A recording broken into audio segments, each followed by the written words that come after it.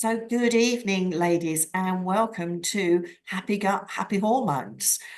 This is the fourth session, I believe, that I've run this month, where we've been celebrating Menopause Awareness Month with myself and with two colleagues that are also specialists in different parts of the menopause arena. So I'm Jeanette Forder. My company is Phoenix Wellness Coaching, and we specialize in working with women going through the peri to post menopause stage of life. I'm a life coach. I am also a qualified workplace trainer with my HR background from 20 years in the corporate world. I now go in and talk to organizations about menopause and how they can support the women and the staff in their organization that are going through this stage of life. I am postmenopausing myself by a number of years now, too many to count, and absolutely loving it. So what I can say is the experience does get better. I had quite a long and drawn out perimenopause over a number of years, struggling with various different symptoms and struggling to get the right support from my GP and from my employer, which is what really has driven me to want to do this work to support everybody. So let's find my mouse and we can get going on this, on Happy Gut, Happy Hormones. So what we're going to look at tonight, we're going to do a health overview of the gut hormone health. We're going to look at the connection between our gut and our hormone balance, and look at how menopause can disrupt that balance, what we can do to support that and get a better gut hormone health balance as we go through menopause, and look at some other tools that might help us. In particular, take a quick look at intermittent fasting, which is a massive subject, but I know it is something that people are talking about a lot at this point. So we're going to run through what that is and how it might support us as we go through menopause. Then we will stop the recording and we'll take questions and answers. So feel free to pop things in the chat as we go along, because I can try and answer those. Otherwise, save them to the end. If you are comfortable, stay on camera. It's lovely to see your faces rather than look at blank screens. But if not, if you prefer not to be on camera, then that is also absolutely fine. So what do we mean by gut hormone health? So often our gut is referred to as our second brain, and you'll understand as we go along why we call it that. But actually our gut is really important because it has control of our overall hormonal health, which is crucial in our well-being, because our hormones, and that's not just those that are impacted by menopause, estrogen and progesterone, but the whole range, whether it is adenosine, melatonin, serotonin, you name it. They are all hormones that are impacted by our gut health, and they are instrumental in some of our basic and most important bodily functions, like digestion, immunity, and our reproductive hormone levels as well. Our gut, which comprises of us, starts at our throat with our esophagus, where we're chewing in our mouth, goes right down to our stomach, then into our small intestine and our large intestine. All of that is really the whole of that gut link. And we have literally trillions and trillions of microorganisms, bacteria, if you will, that are collectively known as our gut microbiome. That is the important piece within our small and large intestine, the gut microbiome, which is made up of both good bacteria and bad bacteria. And what we want to do by keeping our gut healthy is to make sure that we have as many of those good bacteria as we possibly can to help us to balance our hormones, fight disease, and most importantly, digest our food. Our gut microbiome can influence the production and the metabolism and the balance of our hormones. And I'll talk much more about that. And you'll understand that when our gut health is out of balance, how that can mean that we can feel lethargic, have digestive problems, maybe put on weight, and that our balance of our hormones can actually start to get out of balance as our microbiome is struggling. So it's quite a complicated subject. I would try to make it as easy as I can. So our gut hormone connection, we can't talk about one without the other. So, and I'm going to have to look at my notes because I want to make sure that I'm getting the science right on this one. So our gut has 4 very important roles. Firstly, it metabolizes estrogen. So estrogen is produced from our ovaries and our adrenal glands, and it's produced in copious amounts throughout our reproductive years. It starts to drop off as we move into perimenopause and menopause, but we need to be able to make sure that we don't have an overload of estrogen in our system. If we do, that gets stored in cells. It can increase our risk of breast cancer and other hormone-related cancers. So the gut is really important for actually metabolizing estrogen. And it does this by producing enzymes, which ensure that the estrogen is metabolized correctly. It's not stored, it's used as it's meant to, or it is expelled, so that it keeps that hormonal balance going. And it's especially important, obviously, at menopause, when we can get peaks and troughs of estrogen. So when we've got the troughs, you want to be able to produce more. And when you've got those peaks, you want to make sure that the gut microbiome is able to actually metabolize that estrogen. Then it's really important in the production of short-chain fatty acids, or SCFAs. Now, these are produced by the fermentation of dietary fibers by the gut bacteria. They're really, short-chain fatty acids are really important because they have anti-inflammatory properties.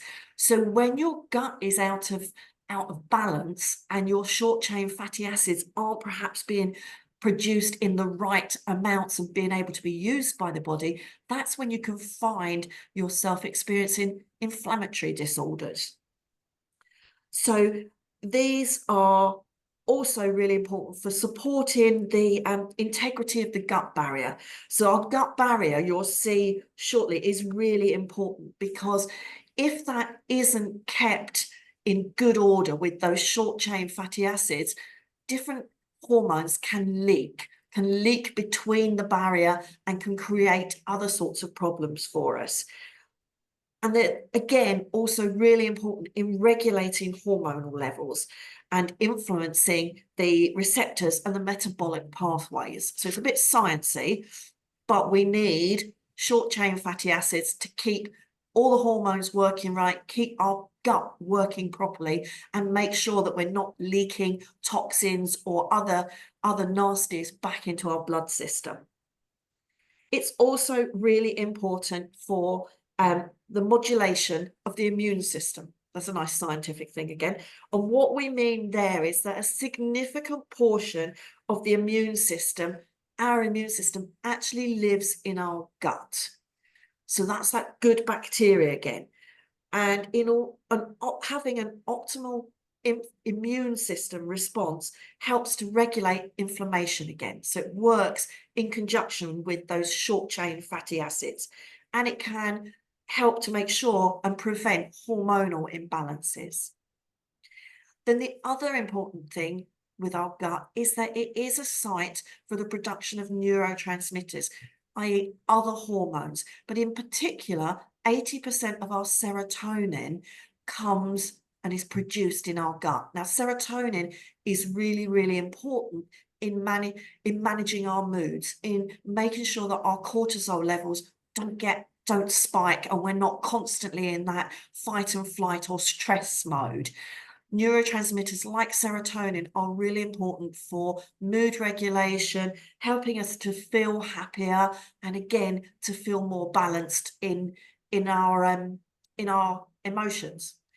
Lose the right words. So what happens to our gut microbiome as we go through menopause? So menopause can cause real disruption in our gut on hormone health balance, because of the decline in our estrogen and progesterone levels.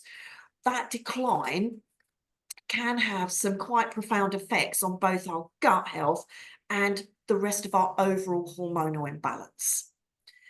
And we have here 5 ways rather, that our hormonal imbalance and our gut health can be disrupted through menopause. Firstly, there's going to be changes to our gut microbiome. So menopause and the change in the way that estrogen and progesterone levels are produced can create changes in the composition and the diversity of our gut microbiome. I don't know how it does that, not being the scientist, but it does have an impact, and it can potentially cause digestive issues, increased inflammation, and impaired hormone metabolism. So you can find that actually the disruption that we get and the peaks and troughs that we get in estrogen and progesterone can have an impact on our gut microbiome.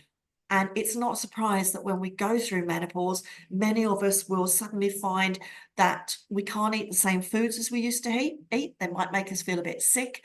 We get bloated. We might find we have acid reflux or IBS symptoms. All of these are because our hormonal changes are mucking up that good microbiome that we have in our system. And as I said, digestion can get impacted. Estrogen is really important in our digestive processes. And we can find that, as I say, we can get bloating, constipation, acid reflux, indigestion. I mean, it sounds fantastic, doesn't it? Isn't menopause a joy? But most importantly, these issues stem from the fact that the hormonal fluctuations can affect what's called gut motility. So the way that the processes and foods moves through our gut and the enzyme production. So again, the enzymes that help to break down our food can get impacted when our gut microbiome is out of balance. Hormonal changes can trigger inflammation. We talked about that briefly before. So chronic inflammation can disrupt the gut barrier. So that barrier that we were talking about that makes sure that toxins don't get back out, don't leak back out into our system, into our bloodstream. So we don't suffer with that leaky gut. So where we find hormonal changes can stop us producing the short chain fatty acids, which keep the barrier intact and stop actually toxins leaking out of our system and into our bloodstream. So again, keeping that gut health really good means that it's going to help us through this stage. And then insulin resistance. This is something that can happen as we go through menopause, because hormonal shifts will not only create weight gain, which many of us know about the menobelly, they will increase weight around our middle. So we go from like a pear shape or a nice hourglass to more of an apple shape. And this puts visceral fat on around our organs, particularly around our liver and other organs in that area. And that can, visceral fat is linked with insulin resistance.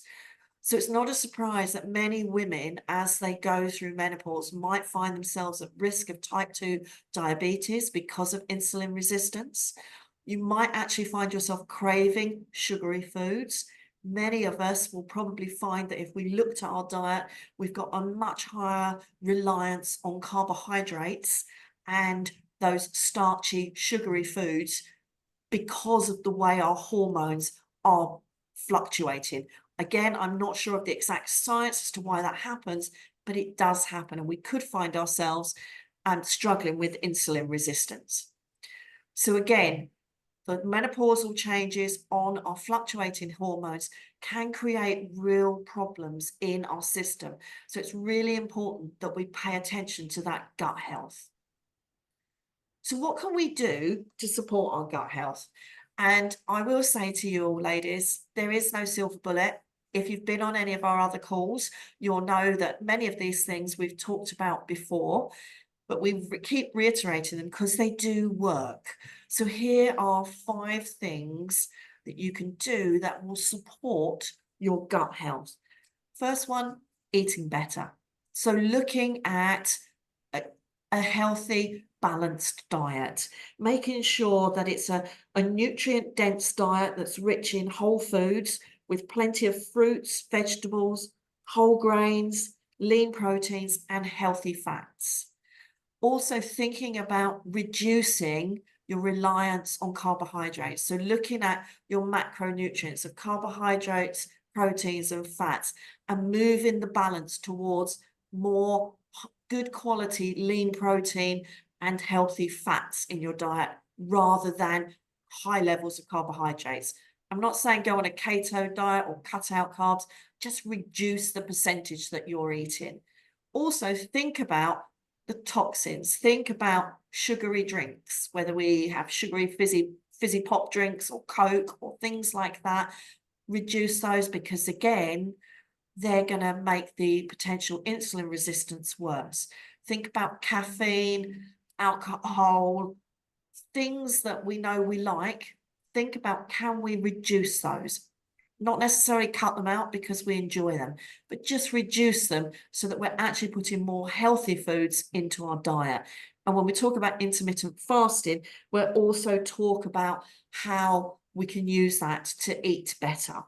Also think about how you can, through your diet, support your gut health further. So thinking about introducing probiotics and prebiotics, which help. They're the groups of good bacteria that you want in your system.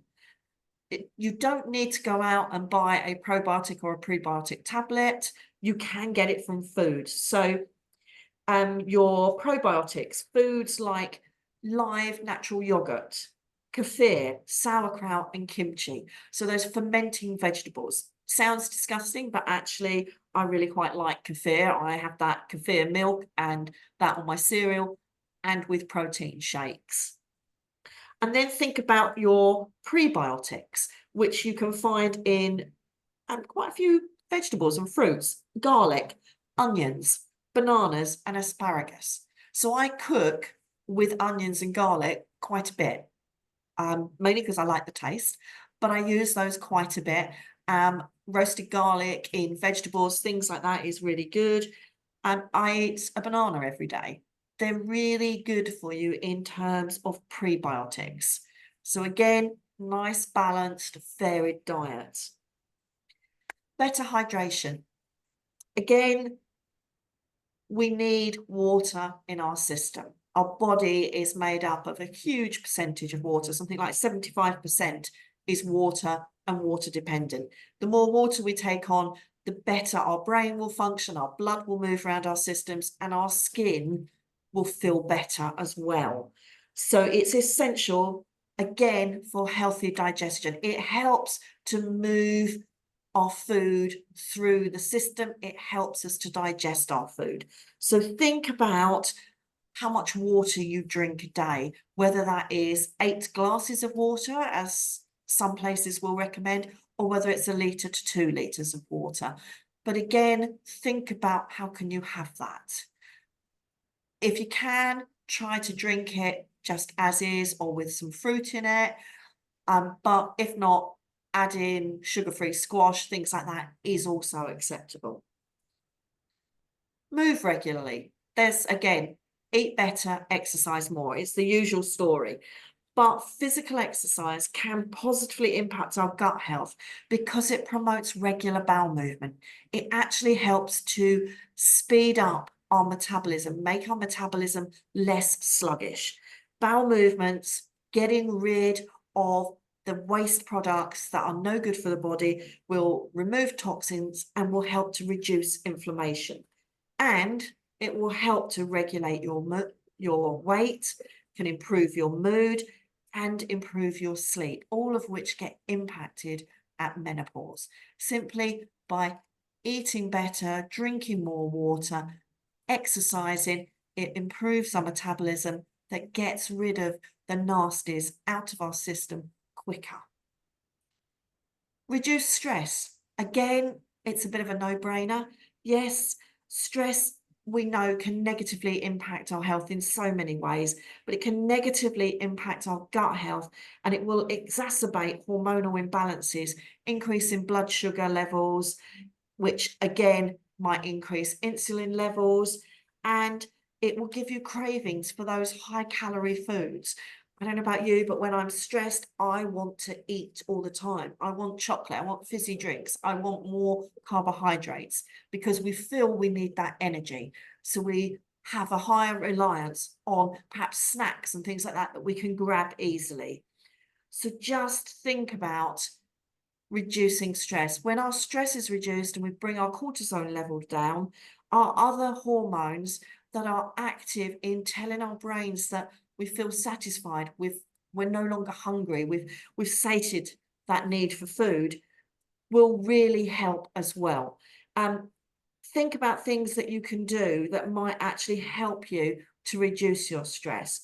Yoga, meditation, mindfulness, breathing exercises, all of those will help to reduce stress. And if you put exercise back in there, again, it releases endorphins, which help us to reduce our stress.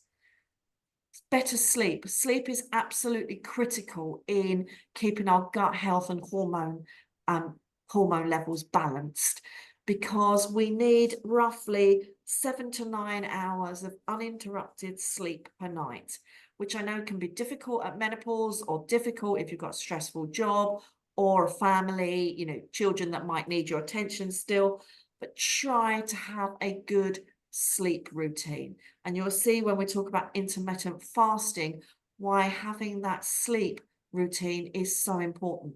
Our body overnight spends time going through, restoring, cleaning out old cells, really does a massive recharge. And if we've been eating late or eating high dense food that's hard to digest, your body is going to struggle. One, you won't be sleeping so well, so it doesn't have the time to restore as it should. When we sleep, our body stops it digesting. So any food that is undigested turns to fat around our middle, which creates, as we said, issues with insulin resistance. And it just doesn't metabolize properly. So if we can get good sleep, good quality sleep, then that's really going to help.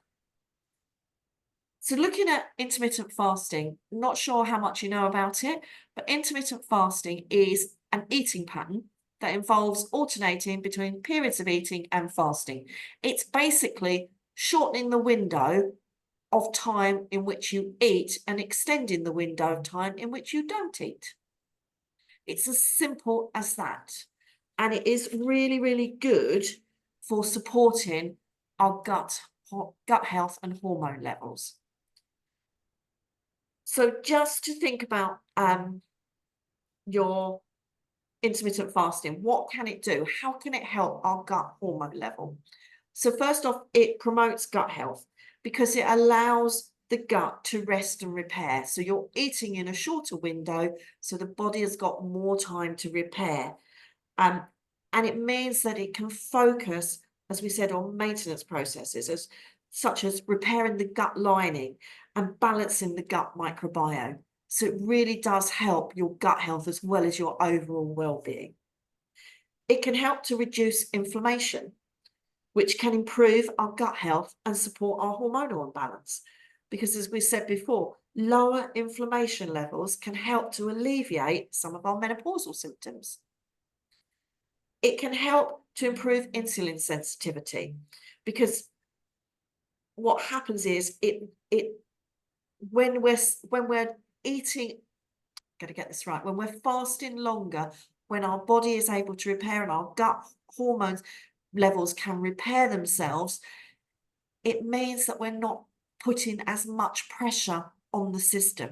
So again, you're going to be taking on perhaps less food, and it's easier to digest, less gets turned into fat, so it supports the insulin sensitivities that we might feel, and keeps that, it enables our body to regulate the blood sugar levels much better.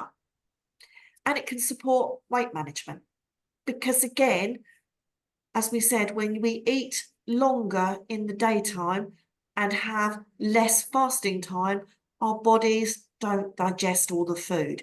So I actually did a short stint of intermittent fasting only a month ago, and found that during that time, my bloating disappeared, my digestion improved, no more acid reflux, I slept better, and I lost 0.5 stone in weight as well, which was unbelievable in just 2 weeks, which was surprising. And I still eat in this pattern to a lesser extent, but I'm still very mindful of making sure that I'm not eating late into the evening.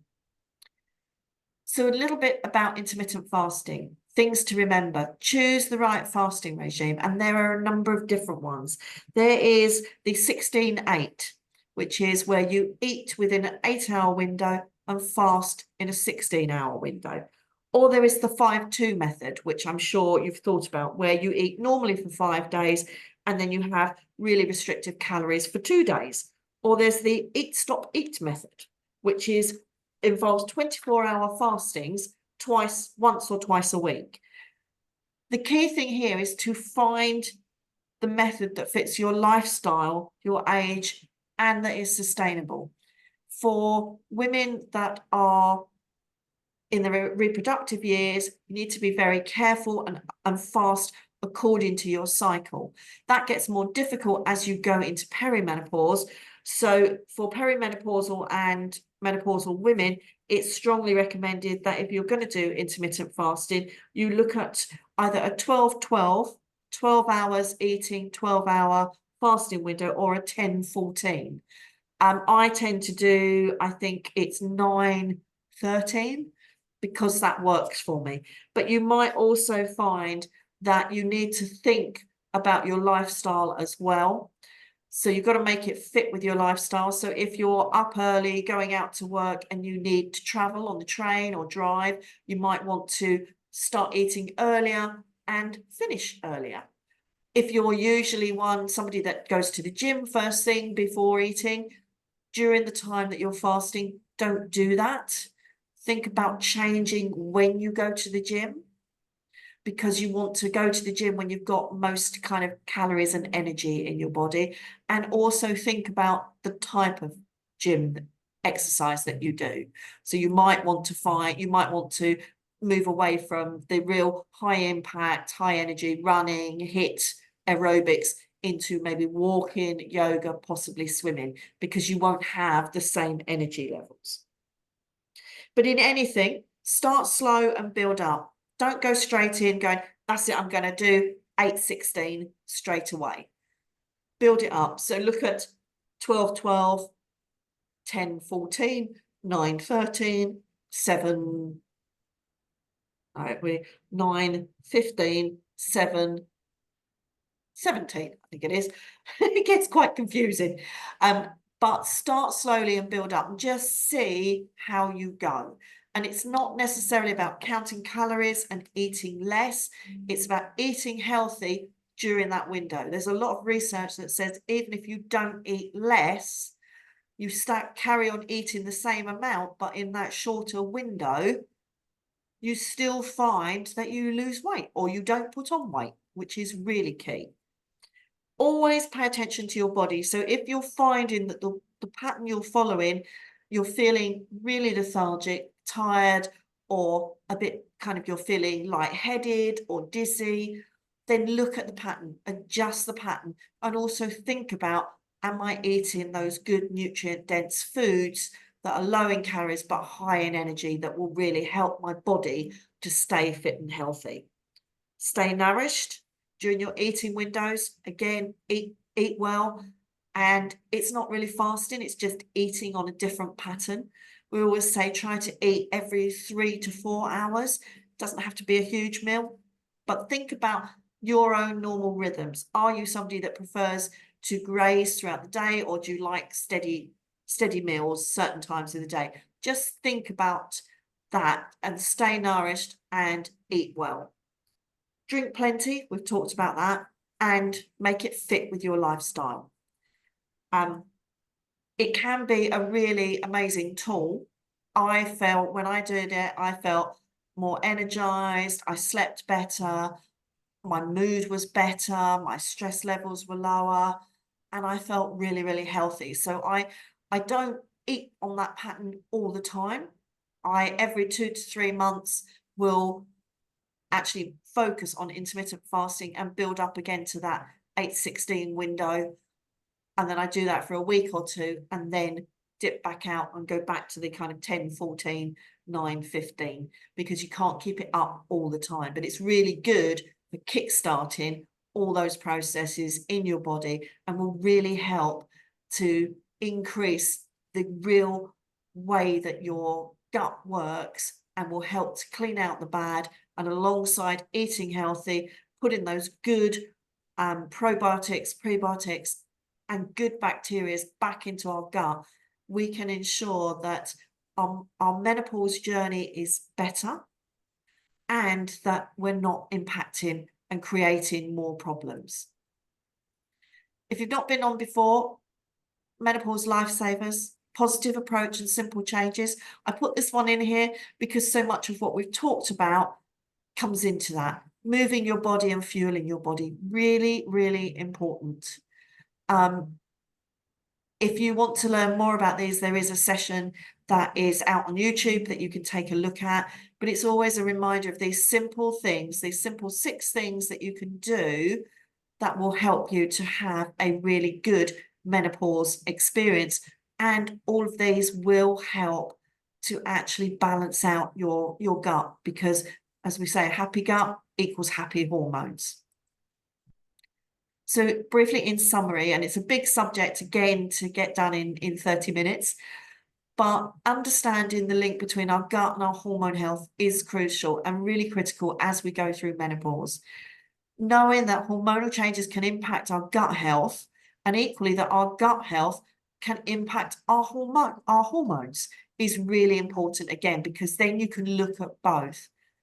But adopting a balanced diet, staying hydrated, exercising regularly, managing stress, getting adequate sleep, all of these can help to promote a healthy gut and hormone imbalance. Intermittent fasting is one of the tools that you can use to support our gut and hormone health. There are others. I talk about it because I know it's the one that's worked for me, so I like to share that it's worked for me. But in all of this, always listen to your body and make informed choices for you. If you're not sure, if you have other health conditions and you want to check if intermittent fasting or probiotics or other supplements are good for you, then always seek the help of a professional. But remember, a healthy gut and hormonal balance ensures a smoother transition through and beyond menopause. Whatever we're doing now means that as we get to postmenopause and beyond, we're giving our body the best possible chance it can have for us to live a long, healthy, fit, and fun life as we go beyond menopause. So I'll kill the recording in a moment and we can talk if you've got any questions. But here are some links that you might want to get involved with. So there's my own website and my email address if you have questions. There's also the Phoenix Women's Wellness and Menopause private Facebook group, the Menopause Mosaic, which is the one that is a pop-up group for October that we reignite each year, and we do sessions like this one. And then if you are in the Medway Towns in Kent, we have the Menopause Cafe Medway Towns, which is a group of ladies and gentlemen that meet up to support one another and to talk about the menopause. So let me just stop the share.